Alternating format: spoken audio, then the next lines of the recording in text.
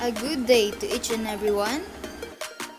Today, I am going to tackle about the curriculum evaluation, which is the technology integration in the curriculum, the outcome-based education, and the transition curriculum. Here we go. Technology integration in the curriculum. So what is technology integration? Technology integration is the use of technology resources such as computers, digital cameras, CD-ROMs, software applications, and the internet, and so on. And we use this in daily classroom practices and in the management of a school. So we use technology to help meet the curriculum standards and learner objectives for each lesson, unit, or activity. So, the main goal of technology integration is to have students use technology ethically and safely to acquire, demonstrate, apply, and communicate information, and also learn essential skills. So, here are 4 reasons why we use technology in the curriculum. First, to motivate students. Second, provide unique applications. And third, new approaches. And last, be more productive. We have here the advantage and disadvantages of integrating technology into the curriculum. The first advantages is to help career preparation. Next is change in pattern. Then opens new paths and enhance critical thinking. And for the disadvantages, it costs much. Then there are rapid changes and also the compatibility issues. So we have to consider that there are factors before we achieve the successful technology integration. We also have these barriers to technology integration. The lack of training, security constraints that impede instructional strategies, lack of administrative support, limited time for planning, difficult to access, and budget constraints, lack of high-speed school networks, and resistance to change. The research shows that using technology in the classroom is to motivate students, encourage problem solving, creates new avenues to demonstrate creativity, and can capture and hold attention. So to avoid those barriers, there are strategies also for integrating technology into teaching. Teachers must be properly trained. Technology must be easily accessible. Must be used at the point of instruction.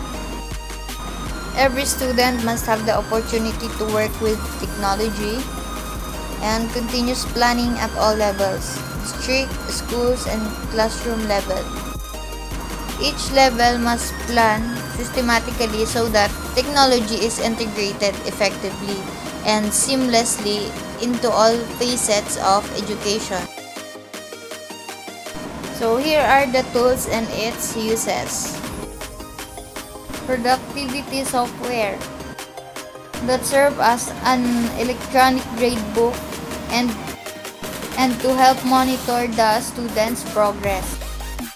Next is internet. We have the email and class websites or blogs. Computer-assisted instruction. Students here see and take actions to learn phonics. Digital cameras for activities such as making poster, showing pictures of playground routes being followed. Word processing and presentation software such as Excel, Word, and PowerPoint. So here are some discipline-based ideas for integrating technology that can be used for elementary students and also for secondary students. Next is we have the types of technology integration. It can be online learning and blended classrooms, project-based activities incorporating technology, game-based learning and assessment, learning with mobile and handheld devices. It can be instructional tools like interactive whiteboards and student response system. Students can create media like podcasts, videos, or slideshows, and using social media to engage students. The outcome-based education.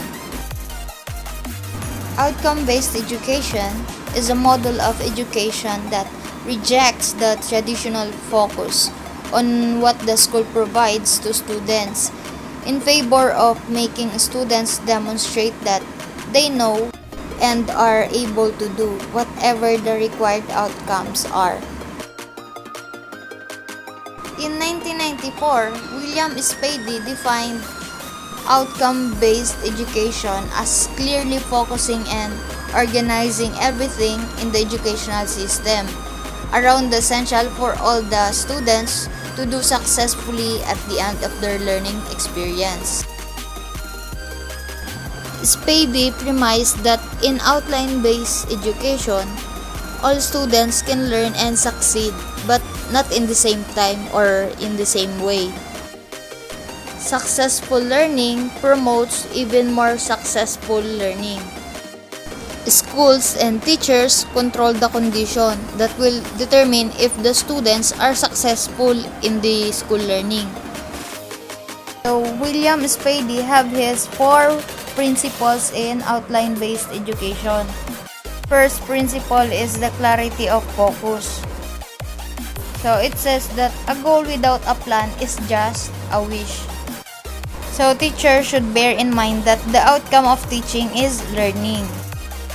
The second principle is the designing backwards. At the beginning of a curriculum design, the learning outcome has to be clearly defined. What to achieve at the end of formal schooling is determined at the beginning. The third principle is the high expectation. So when we establish high expectation, challenging standards of performance will encourage students to learn better. And the fourth principle is expanded opportunities. In outline-based education, all students are expected to excel, hence equal expanded opportunities should be provided. So, teaching is teaching if learners learn. Teaching is teaching if learners learn. Learning is measured by its outcome. Whatever approach to teaching is used, the intent should focus on the learning rather than on teaching. So here are the difference between the traditional view and the outline-based education view. As we can see, the traditional view tends to result that the student become reliant on the spoon feeding, and it is more on teacher-centered approach. And to the OBE view, it is flexible, empowerment-oriented approach to learning. Assessment of learning outcomes in OBE. So the assessment in OBE should also be guided by the 4 principles. It should contribute to the objectives, improving students' learning. So, since OBE, there is a need first to establish a clear vision of what the students are expected to learn. Then, assessment becomes an embedded part of the system. So, the assessment of learning outcomes in OBE, to be useful in OBE system, assessment should be guided by the following principles. First, assessment procedure should be valid. Second, it should be reliable. Third, it should be fair. Fourth, assessment should reflect the knowledge and skills that are important to the students. Fifth, assessment should tell both the teachers and students how students are progressing.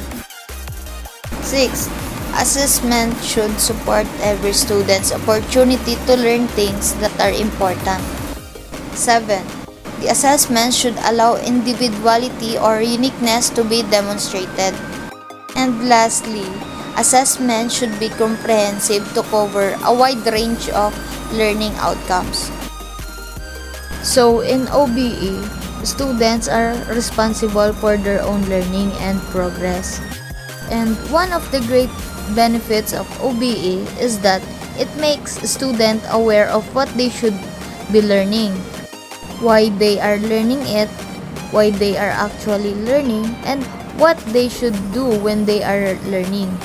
So all of this will conclude with the achieved learning outcomes.